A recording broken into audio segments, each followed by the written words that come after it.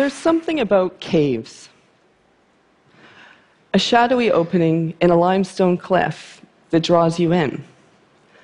As you pass through the portal between light and dark, you enter a subterranean world, a place of perpetual gloom, of earthy smells, of hushed silence. Long ago in Europe, ancient people also entered these underground worlds. As witness to their passage, they left behind mysterious engravings and paintings, like this panel of humans, triangles, and zigzags from Ojo Guarenia in Spain. You now walk the same path as these early artists. And in this surreal, otherworldly place, it's almost possible to imagine that you hear the muffled footfall of skin boots on soft earth, or that you see the flickering of a torch around the next bend. When I'm in a cave, I often find myself wondering, what drove these people to go so deep, to brave dangerous and narrow passageways to leave their mark? In this video clip that was shot 1/2 kilometer, or about 1/3 of a mile underground, in the cave of Curon in Spain, we found a series of red paintings on a ceiling in a previously unexplored section of the cave. As we crawled forward military style, with the ceiling getting ever lower, we finally got to a point where the ceiling was so low that my husband and project photographer Dylan could no longer achieve focus on the ceiling with his DSLR camera. So while he filmed me, I kept following the trail of red paint with a single light and a point-and-shoot camera that we kept for that type of occasion. 1/2 kilometer underground. Seriously, what was somebody doing down there with a torch or a stone lamp? I mean, me, it makes sense, right? But you know, this is the kind of question that I'm trying to answer with my research. I study some of the oldest art in the world. It was created by these early artists in Europe between 10,000 and 40,000 years ago. And the thing is that I'm not just studying it because it's beautiful, although some of it certainly is. But what I'm interested in is the development of the modern mind, of the evolution of creativity, of imagination, of abstract thought, about what it means to be human. While all species communicate in one way or another, only we humans have really taken it to another level. Our desire and ability to share and collaborate has been a huge part of our success story.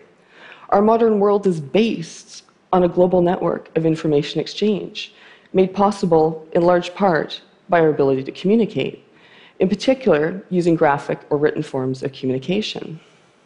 The thing is, though, that we've been building on the mental achievements of those who came before us for so long that it's easy to forget that certain abilities haven't already existed. It's one of the things I find most fascinating about studying our deep history. Those people didn't have the shoulders of any giants to stand on. They were the original shoulders. And while a surprising number of important inventions come out of that distant time, what I want to talk to you about today is the invention of graphic communication. There are 3 main types of communication: spoken, gestural, so things like sign language, and graphic communication. Spoken and gestural are by their very nature ephemeral. It requires close contact for a message to be sent and received, and after the moment of transmission, it's gone forever. Graphic communication, on the other hand, decouples that relationship. And with its invention, it became possible for the first time for a message to be transmitted and preserved beyond a single moment and place in time. Europe is one of the first places that we start to see graphic marks regularly appearing in caves, rock shelters, and even a few surviving open-air sites. But this is not the Europe we know today. This was a world dominated by towering ice sheets 3 to 4 kilometers high, with sweeping grass plains and frozen tundra.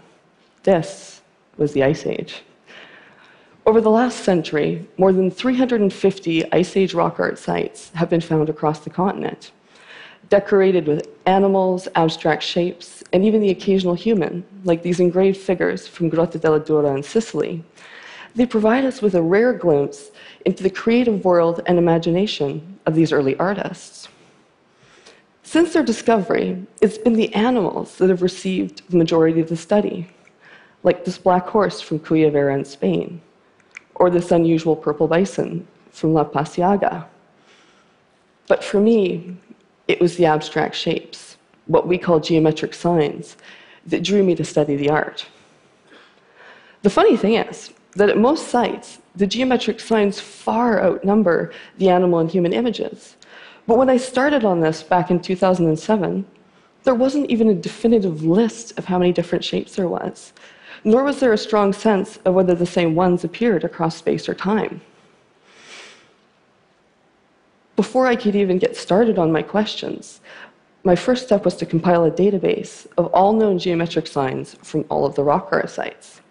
The problem was that while they were well documented at some sites, usually the ones with the very nice animals, there was also a large number of them where it was very vague. There wasn't a lot of description or detail. Some of them hadn't been visited in half a century or more. These were the ones that I targeted for my fieldwork.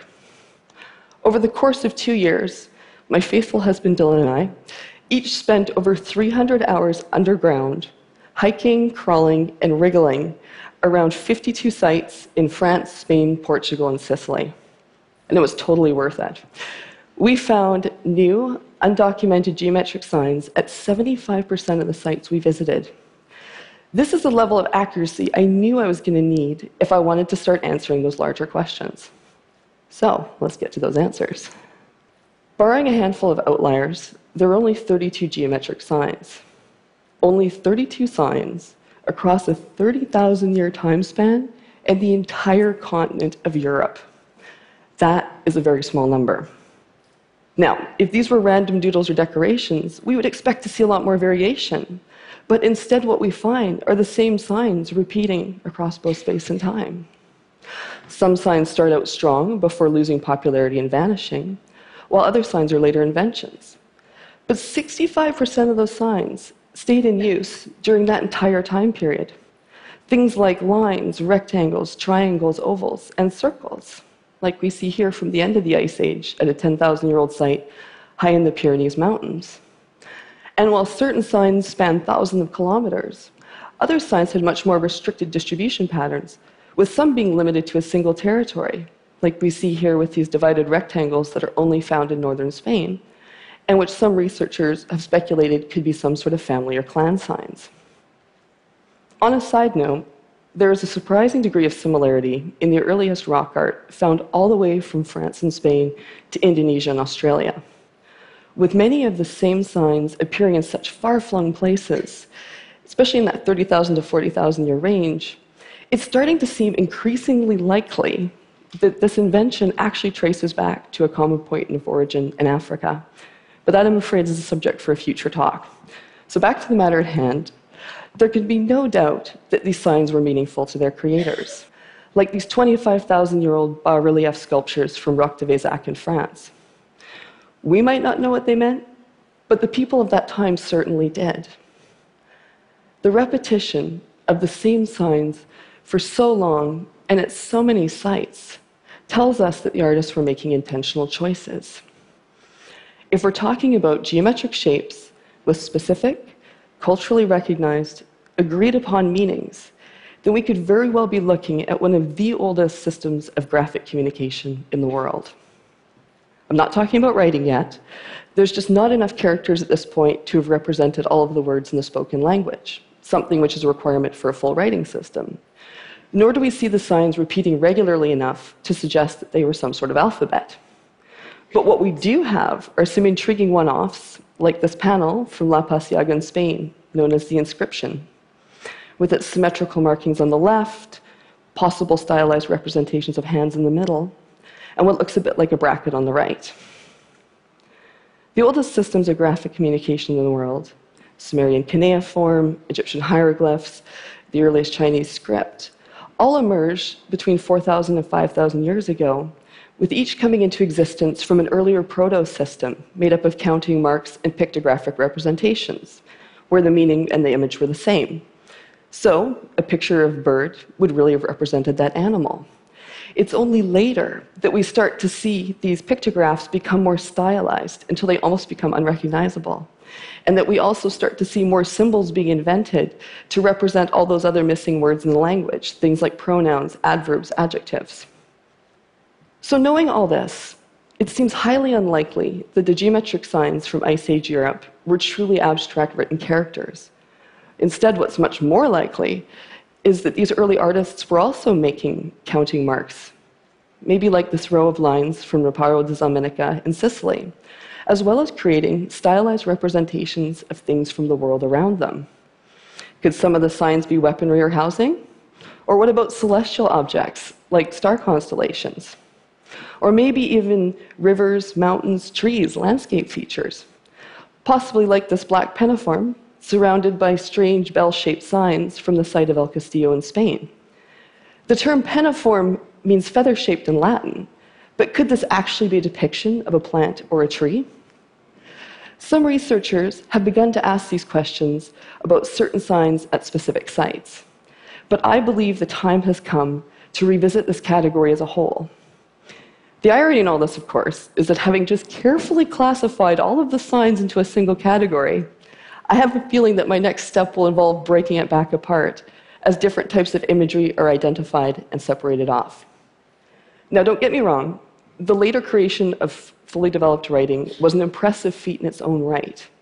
But it's important to remember that those early writing systems didn't come out of a vacuum, and that even 5,000 years ago, people were already building on something much older, with its origins stretching back tens of thousands of years to the geometric signs of Ice Age Europe and far beyond, to that point deep in our collective history when someone first came up with the idea of making a graphic mark and forever changed the nature of how we communicate. Thank you.